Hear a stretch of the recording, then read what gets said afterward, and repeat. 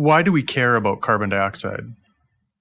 I think the pragmatic look at where we are today is that we have an industry that has developed over 100 years. And it's not going to disappear just by having solar and wind and so on. So this is, these resources are going to be with us for the next 50 years or so. So if you divide this into the space into two buckets, bucket one, power generation. Okay, fine. We can use solar and we can, but we're not going to be using that 100%. We're going to be still using some kind of a fossil fuel. But the other bucket actually has nothing to do with that. I mean, this has to do with what do you do with chemicals? What do you do with, construction materials, all kinds of things that, the CO2 is part of the issue. We cannot wait for 50 years until we get everything right. I mean, we're getting to a place where that threshold is there, and we need to start today working on solutions that will reduce carbon emissions sector by sector until we get to a place where we eventually can, minimize our use of fossil fuels. My name is Mark Summers, and you're listening to Carbon Copy, a show about the technology, engineering, and economics of a low-carbon future. In this episode, we're going to be chatting with Apoorv Sinha, Brett Henkel, and Issam Dairanieh, who you just heard, about the capture and use of carbon dioxide. Enjoy. Tell me a little bit about yourself and maybe talk about some of the roles that you've had and how you came to be an expert and a global voice for carbon dioxide utilization and conversion. Thank you, Mark, for the opportunity to talk to you about something that I think is really important.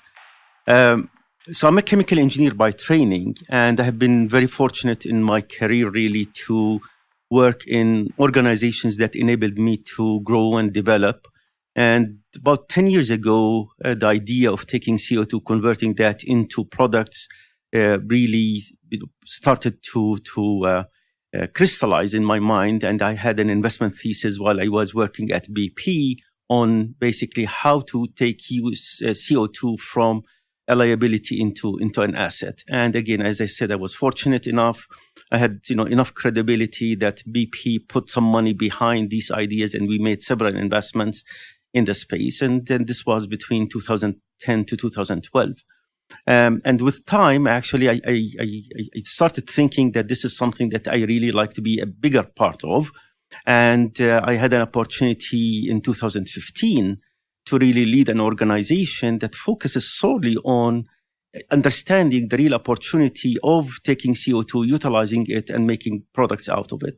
So again, really, I had an opportunity to partner with a number of good people who would put some capital in order to assess how big the opportunity is.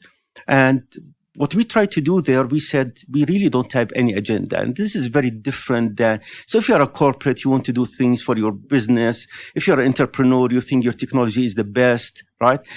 In this case, actually, we had no agenda, right? I mean, what we wanted to say is, which are the biggest sectors that we're going to be the best wins in. So we were totally, objective, basically. We looked at the market, analyzed did market analysis, then looked at the gaps that exist in understanding how do you assess these technologies. And with all of this has been really a combined focus of technology and business. And I think that's really what made the big change. So rather than having an academic, being, crazy about his catalyst or her catalyst or, something like this. No, actually, this is totally looking from the outside. What is the thing that's going to make the most impact? So what are you doing now? And then how does what you've built toward relate to what you're doing now? And how is what you're doing now build off of what you've done in the past? So at the moment, actually, I'm working with a private equity that has significant funding, something like 10 billion. And they have done investments in many spaces, but not sustainability. And I was brought in actually to help them make investments in the space. And so over the past several months, we've made significant investments in things like, biofuels, in solar thermal, in hydro power, in energy storage, in And the project right now that I'm working on is really a waste to value, from municipal waste. And all of these things, what we're trying to look at is the dual basically criteria. One is, does it make financial sense? If it does, then you can grow it and scale it. But the second one for them is, how does it fit within the new thesis that they have around reducing carbon emissions? And again, in each one of these things, if that criteria is not satisfied, we drop it, right? So it's not that we're doing it just because, if it does not fit, we don't do that. And we do things that are in the space of carbon reduction. So let's take that a step further. What is carbon dioxide conversion? So carbon dioxide conversion is really about taking CO2 and saying, what is a reasonable use of that material? And you can think about it that this can be used either in a physical sense or a chemical sense. Physical sense, it is mixed with something else, so you purify it, you concentrate it, and then you use it in things like carbonated drinks and so on. So that's one thing. And that's a pretty small market. What we're looking at is, how do you chemically actually make the change? How do you now take these materials that are really, really stable and now activate them in a way that you can create additional products? And these products really vary. I mean, you can, CO2, if you add some hydrogen to it, then you're moving towards chemicals. If you add a little bit more hydrogen and less oxygen, you're moving towards fuel molecules and so on. So you can create all kinds of molecules actually as a result of catalyzing a change between what exists today, a stable molecule that exists today, and a molecule that can be helpful, and we already use in our daily life, right? Whether it's polymers or chemicals or anything of that sort. So instead of emitting the carbon dioxide to the atmosphere, you're saying we can use it to create valuable products. Exactly. So the whole idea is, how do you ensure that your process is carbon negative? Meaning that as you're doing your conversion, you're going to be using some form of energy that has some carbon footprint. So how do you draw this envelope actually around it, so that at the end of the day, we will be with less CO2 than we started with? And in order to do this proper assessment, part of the work that I have been involved in is doing this life cycle analysis. And I'm really pleased to say that, ERA was a partner in that effort, right? In order to put a right assessment in place for what is going to actually reduce emissions versus things that are not. So why is CO2 conversion challenging? Why isn't it done already? Instead of emitting CO2 to the atmosphere, why don't we capture it and convert it into useful products already? I think there are really two reasons for doing that. The first one is, CO2 does not exist by itself. So it exists along with other things. It's mixed with things. So in order to separate it, in order to capture it, in order to purify it, you incur some expenses. So take this as part one. Part two is, if you look at the energy level that this molecule has, it is a very stable molecule. It does not want to react with anything. It has these double bonds that are very difficult to break, and you need a lot of energy to do that. So people were thinking, how am I going to break this? I'm going to use fossil fuel to do that? It does not make any sense, actually. If you do the analysis on competitiveness in the marketplace, you say, I need two things. One, renewable power generation. And now this is really getting to be there for us in many parts of the world, right? I mean, whether it is solar or wind and so on. So that's one. But the second thing is, we need to be under 5 cents per kilowatt hour. And again, we were not there 5 years ago. We were not there 10 years ago. So the whole idea was, people saying, yeah, we need to do this. But when it comes to the economic balance, it was not there. So now with the huge reduction in the cost of renewable power generation, it becomes really very sensible to use such low carbon footprint sources to activate this molecule and convert it into something else that we can use. Well, let's talk about the opportunities here. So can you give me some examples of promising technology solutions that are being developed and advanced that could have the opportunity to do what we're talking about here? Absolutely. So let me start actually with the technologies that are closer to home, that is your home, I mean, and these are the technologies that are being done here in Canada. So starting with carbon cure, right? And the second one is the carbon upgrading technologies cut. So both of them actually, what they're trying to do is say, how can we make these construction materials better by incorporating CO2? So it is a matter of taking the CO2, pumping it along with the ready mix, and creating, trapping it actually. So not talking about having gas. No, actually we're trapping it in a chemical form in a way that basically not only we're now getting materials that have absorbed CO2, but their properties are better.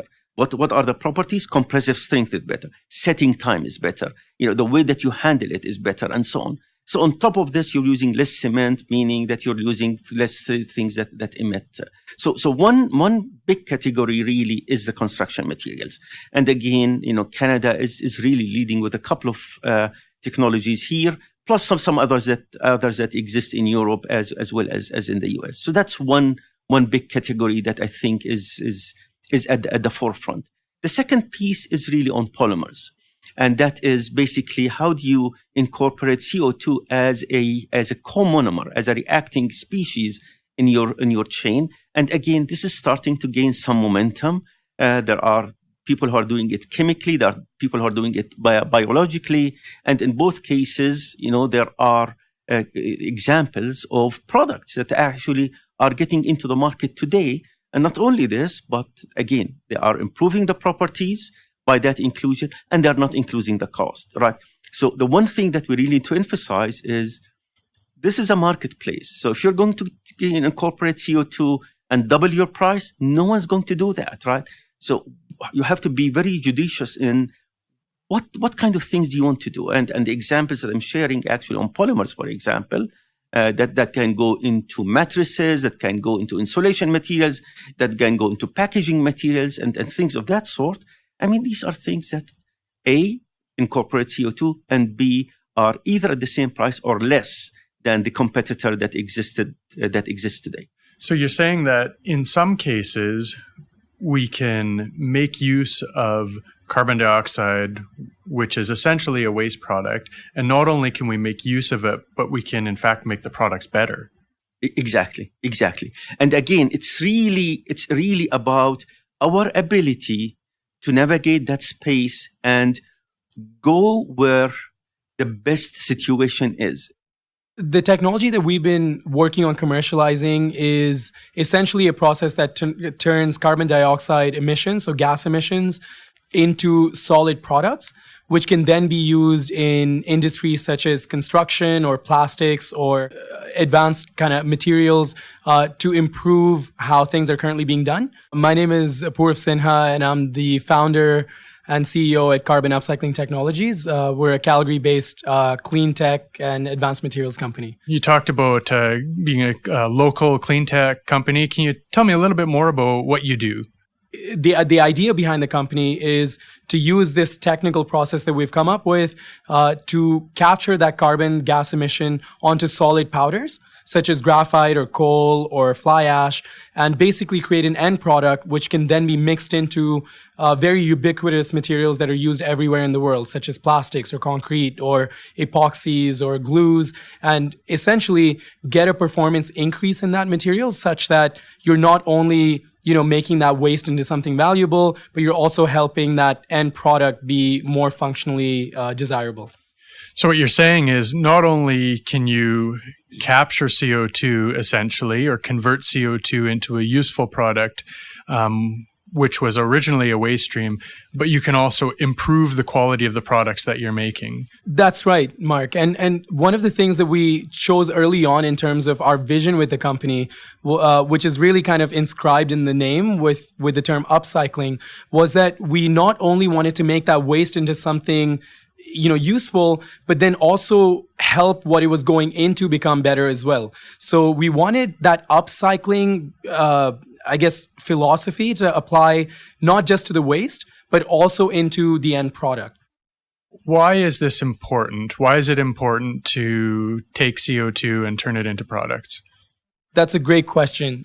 For us, one of the things that we've tried to put into perspective is exactly how big our carbon emission problem is. So generally speaking, our carbon emissions in the last 4 years have been roughly around 34 billion tons a year. And every year we're emitting that much carbon dioxide or straight up carbon atoms into the air that we are not really getting back. And with this unclosed loop, it's kind of hard when the gas is odorless, it doesn't have a smell, it's not killing anyone directly, to really put some context around that. Like, how big is 34 billion, right? So one kind of back of the envelope math that we did in our office a couple of years ago was, we said, okay, there's 7.5 billion people in the world, close to 8 now. And if you assume that every single human being weighed 100 kilos, and you did a ratio of how much we emit every year to the weight of every human being on the planet, the amount that we emit every year is 100 times more than the weight of humanity. So just every year, we're putting 100 times the weight of humanity into the air that we breathe. We think that there's an eventual progression from a policy perspective and a societal standpoint. Everyone in the world is saying, okay, we need to curb this because there are going to be impacts that are going to be hard for us to adapt to. And so till kind of behavior on the ground starts catching up with the policy and the narrative, we think that there is an onus on the entrepreneurs today to make not only that environmental argument, but also an economic argument. Because as much as we'd like people to use green things because they're green, that is really not how behavior on the ground today is. We wanted to focus on things like plastics and concrete in particular, because we know that that's something everyone uses. Like people that make $10 a day in developing countries or make a lot more in OECD countries, they all can potentially make a difference if we start getting into those supply chains and those behavioral patterns. So essentially, you're saying that if you attach the profit motive to doing the right thing environmentally, it's essentially a win-win for the economy and the environment. Is that correct? We think so. And most of the interactions that we've had with industry so far seem to suggest that's the truth, yes. Carbon Copy is brought to you by Emissions Reduction Alberta. ERA reinvests proceeds from Alberta's carbon levy to help innovators develop and demonstrate greenhouse gas reducing technologies. Since we began operations in 2009, ERA has funded more than 160 projects that are leading to new business opportunities. To learn more, visit eralberta.ca. And so another thing I wanted to explore a little bit further is, you talked previously about some of the ideas that you're working on at Carbon Upcycling and the notion of upcycling and how it permeates across the organization. And then you mentioned concrete specifically. Can you tell me, do you have any products that are on the market right now? Yeah, that's a great question, Mark. And I'm glad you asked that because we do have we think a good story to tell on that. So one specific kind of success that we've had to date was with an American client called Oldcastle Precast. They've just renamed to take on the same name as their parent company called CRH. And they approached us through the Canadian Trade Commission in 2016, asking us if we can come up with a way of making their sewage and wastewater infrastructure more resilient and last longer time periods. And they were seeing a huge shift in municipal and city specifications where they were mandating that concrete has to be coated or lined with a certain material so that it can survive harsh microbial environments and withstand that corrosion over long periods of time. To give you an idea, without naming some of the fast food chains that were causing the issues, but they found that some of the tanks that were being installed at the back of some of these fast food joints were failing within 3 or 4 years when they were really designed for a 10 or 15-year life. And what was happening was not only that specific franchise now has to spend the money of taking this tank out and replacing it, which is a hassle in itself, but it was also costing the taxpayer down the line because a lot of that corrosion material or the corrosion products would then go downstream into the sewage lines and wreak havoc on the rest of the taxpayer paid infrastructure, which is why the cities started becoming more aggressive in trying to tackle that. Now, what CRH or Oldcastle came back to us and said, it was a lot of the competitive kind of offerings in the marketplace were either difficult for their workers to use or quite cost prohibitive. And so it made it really difficult for them to compete with other vendors making the same product. And in that instance, we made a conscious decision of allocating some of our resources towards trying to solve the need that they'd identified. And fortunately for us, they also committed some resources to kind of match ours. They did a pilot within 4 months with us in Wilsonville, Oregon, just 20 minutes south of Portland. And luckily that went well. One of the tanks went into a Dunkin' Donuts in Portland. The other went to a Red Lobster in Philadelphia, of all places. And 2 years later, they're still using those tanks. And from a year and a half later, they're still using those tanks. And luckily, the city of Miami-Dade then also approved our product for use in their environment. So we've been seeing a lot of traction there. So the reason that concrete probably came up earlier was because, that has been kind of one area where we've seen the customer validate the point that you made earlier, which is coupling profit with sustainability. And they actually, kind of walked the talk.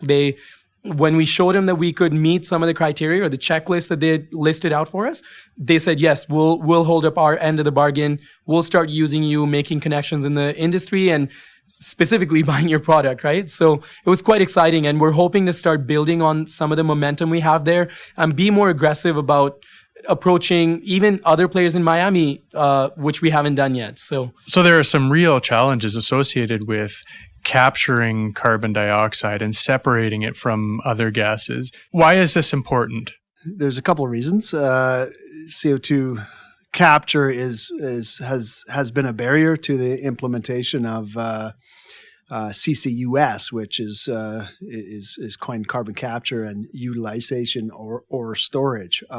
Dealing with CO2 going to the atmosphere, the first unit op that has to happen is nitrogen and CO2 has to be separated. That's coming out of the flue gas, because flue gas itself is fairly useless. It can't be used for anything, and that's why it all goes to the atmosphere. But that is causing climate change and is one of the greenhouse gases. So carbon capture is actually a little bit.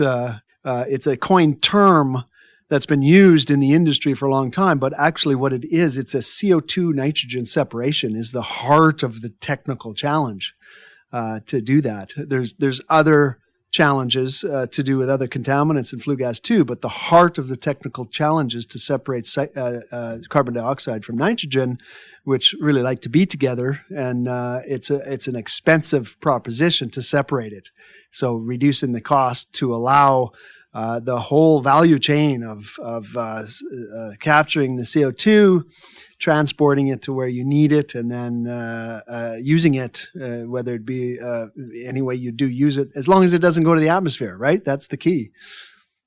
Brett Henkel, Inventys Thermal Technologies. We're doing post-combustion CO2 capture. Can you tell me a little bit more about what Inventys is doing and why what you're doing is exciting and can take the idea of carbon capture to the next level? For the last, I would say, about 20 years, most development and emphasis has put on repurposing a solvent technology that was used for gas sweetening, separating carbon dioxide from natural gas. That technology was repurposed to separate nitrogen and carbon dioxide in flue gas. It's fairly capital intensive to deploy that technology. There's been a big emphasis on developing new solvents that can do it in a less expensive way. But it's considered that, there's not a lot of room for new solvents to do that. So there's incremental improvements achievable for this conventional technology. But so what Inventys is doing is using what's called solid adsorption technology, right? And the adsorbents have been around for a long time. They're actually half the gases in the world are created using adsorption technology. But the conventional way of using adsorption technology didn't lend itself to atmospheric flue gas. And that's where Inventys comes in. So we can enable adsorbents to do the separation with our main patents family is creating a structure with adsorbents that allow for low pressure drop and high surface contact area, so you can actually separate at atmospheric pressure flue gas. And why that's exciting is because adsorbents are still in their infancy on development, right? There hasn't been 20 years of development in the adsorption space for CO2. For other things, yes, there has been, but not specifically for CO2. So we see many exciting developments here in the University of Calgary. There's exciting new materials being developed for CO2 capture, adsorption. University of Ottawa, Berkeley National Labs. Around the world, these new materials are really making a lot of headway, and Inventys can leverage all those materials. And we believe we have the key for taking those materials and taking them into the practical world of real flue gas and CO2 capture. So it sounds like Inventys' approach was really outside the box thinking. Rather than do what everybody else is doing and try to make it incrementally better, you came at it from a totally different angle. Is that right? Absolutely. 11 years ago, 12 years ago, when co-founders were talking about this, there was very little literature out there or discussion on adsorbents being the key to carbon capture. So it was, and some people wouldn't even listen to that being a possibility, because oil and gas companies, especially, and the gas merchants had looked at that and said that there's just no way of adapting adsorption technology to atmospheric flue gas. And so we leveraged some of our early knowledge in our careers, and really looked at the barriers of conventional adsorption systems to atmospheric flue gas and tried to knock them down one by one. One of the key ones was pressure drop. That was considered a non-starter, because you can't compress the flue gas, right? It's too expensive to do that. So you'd had to have very low pressure drop through your structure. How are you going to do that with a conventional adsorption system? It was a big barrier. And we, part of our original patent was a structure that allowed for low pressure drop. So this idea of combining the solid sorbents with something that's been around and operational in industry for many decades, the rotating heat exchangers, is brilliant. And it sounds almost serendipitous. Can you talk a little bit about how those two different and far apart ideas came together? Yeah, it's actually an interesting story. We traveled to Scotland to visit Doosan Babcock at the time, and they had on their website an invitation to all CO2 capture technology developers to engage with them, and they were very engaged in that space at the time. We went to visit them and gave them our pitch. We didn't have a good path forward on the embodiment at that time. And they happened to say, you know what, there's this company right beside us called Howden that happens to make rotating heat exchangers, and they're a very large company, and they sell a lot of these things, and it looks like exactly like what you need. And so they introduced us right away to Howden, and we went to pitch to Howden. And one of the first things we asked them was, so how fast does your rotating heat exchanger spin? And they said, about 1 CPM. Well, that happened to be exactly the cycle speed that we were working on that we needed to do. We were looking at louvers, at butterfly valves, and all these different ways of doing this, but switching those valves that fast was a big challenge. It was almost like you had to develop a brand new valve to do that, right? And here was Howden saying, yeah, we do exactly that. This is how we do our switching, and this is how the wheel works. And we could just put in your structures, and then it's the same thing. And so that's how that happened. It was just a bit of getting out into and talking people, and then finding a path forward. That's a fantastic story. I mean, it sounds like some of the biggest breakthroughs come from the connections that you didn't mean to make happen. Yeah, for sure. Yeah. So I want to talk, and maybe not to be a downer, but talk a little bit on the other side. You talked about some of the scientific and technical challenges associated with carbon capture. What about some of the non-technical challenges? What are the biggest non-technical challenges that you've run into as a small startup organization trying to pitch this new but potentially breakthrough technology? By far the biggest non-technical challenge has been to articulate a business case that a venture capital person or anybody that has a business background, the first and foremost thing they look for in a startup or a new technology concept is that it has a business case that makes sense. That's been the key. Some people believe that there's going to be CO2 credits, so you can have, or taxes, and you can have those in your business case to make a business case, but many people don't, and therefore being able to get past that conversation and then into the why your technology is exciting has been a real barrier, and it still is, right? It's not gone. How important is it to have organizations like ERA that are there to help support the advancement of technology? Well, I can clearly say that organizations such as Inventys would not exist without ERA and other organizations, similar organizations. And the reason for that is how we have taken each step, each scale-up step, each technology development step that takes funds, it takes resources. How we've done that is we call it a three-legged stool, right? So one part has been organizations like ERA. They step in first. They say, you know what, if you can get a project that makes sense or a development step that makes sense, we will fund a portion of it. So you get that behind you, right? You then go to a strategic company that is interested in what you're doing, right? And you convince them, and that's a key part of this, is you convince that strategic company to also invest in that project, right? And then once you have those two pieces, you can then go to an equity investor that says, wow, you've got a lot of the pieces of the puzzle put together. You've leveraged money that I won't have to, the equity investor won't have to put in, and they put in a portion, and they see that as being attractive, right? And therefore you have the funds and the resources to go to the next step.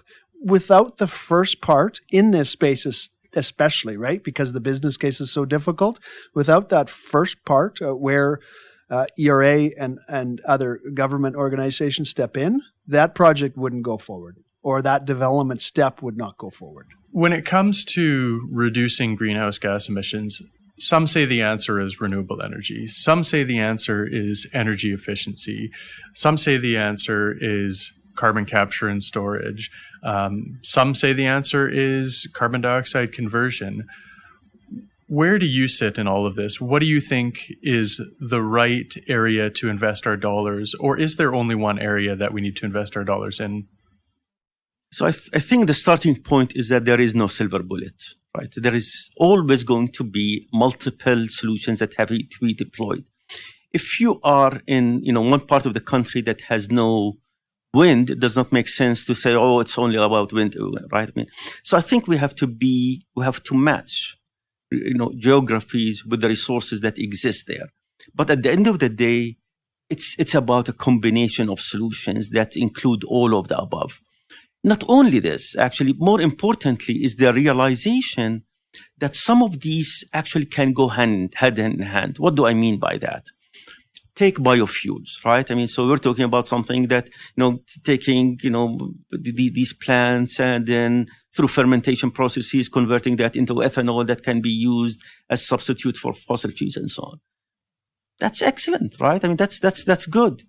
Guess what is a byproduct of that? It's pure CO2, right? So that immediately tells you it's not about an either or, right? You can do this at the same time you can do something else with that resource. But it has to be about really, having an understanding that it is a set of solutions that needs to be there, number one. Number two, there is some synergy in certain cases, even within the subsector of each one of these solutions. If you imagine yourself in Canada or in Alberta, and you yourself had a few minutes alone with the Premier of Alberta or the Prime Minister of Canada, and you could give some advice, what are the biggest things we could do to help advance CO2 utilization? So my bias is actually is one that says you cannot be everything to everyone. You need to do a deep dive on what are the quick success stories. So my advice to the Prime Minister would be basically focus on 2 to 3 things only, right? So with that focus actually comes the risk, right? What if you have not done it right? Okay, fine. But with that risk comes the reward, actually.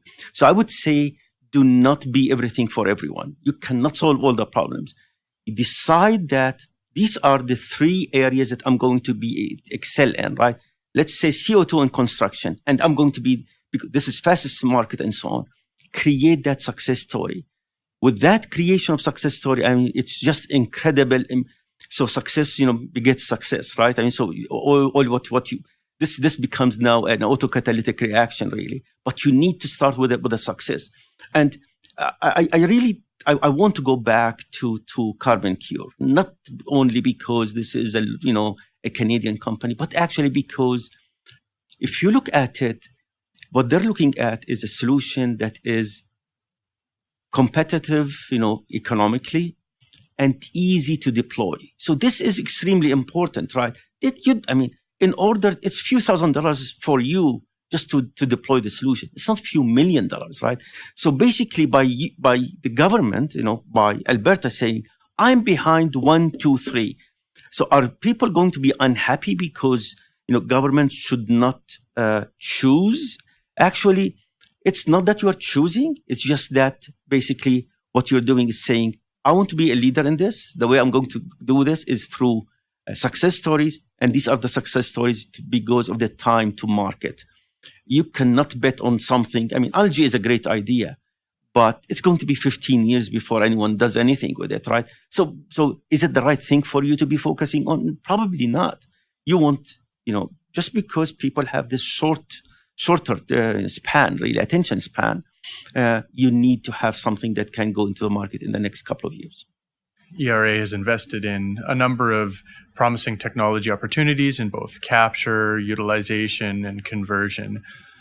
How important is it that we share the learnings from investments that we've made, mistakes that we've made, and technologies that we've advanced? I think it's extremely important. And for one reason is that if you look at the money that is going into CO2 utilization and capture and utilization, and the money is not really a big amount, right? So people in Germany cannot afford to repeat the mistakes that someone has done here. It just does not make any sense. There is a role for some kind of a coordination, because how do you ensure that your lessons learned are really there, right? I can see, an annual conference that, ERA leads, where it brings 5, 6 organizations, right? You bring X Prize, you bring CO2 to Value Europe, you bring the Global CO2 Initiative, you bring 7, 8, and each one of them have a number of projects, and then it's about exchanging these data. So that will enable you to spend your next, $20 million a lot wiser than you did, because now you're learning from these things. But I think lessons learned, especially in an area that's not flushed with money, is extremely important. Is there anything I missed? Is there any messages you want to share with our audience, or anything that I didn't touch upon that you really want to get across? Yes, maybe just one thing. And the one thing is, do not oversell, meaning that this is an important area that has been underestimated, that has not been funded well, and so on. All of that is true. But we cannot jump from that to saying that it is the solution, right? I mean, So we have to be very, very careful about overselling. And I'll just share with you one example, right? So there is an organization that came out just about a month ago, or even less, with a market potential for CO2 to fuels, right? Saying this is a whatever, this is this kind of market opportunity and so on. I think this is really dangerous, just because we do not know whether that particular pathway to carbon utilization is carbon negative yet. We don't know that.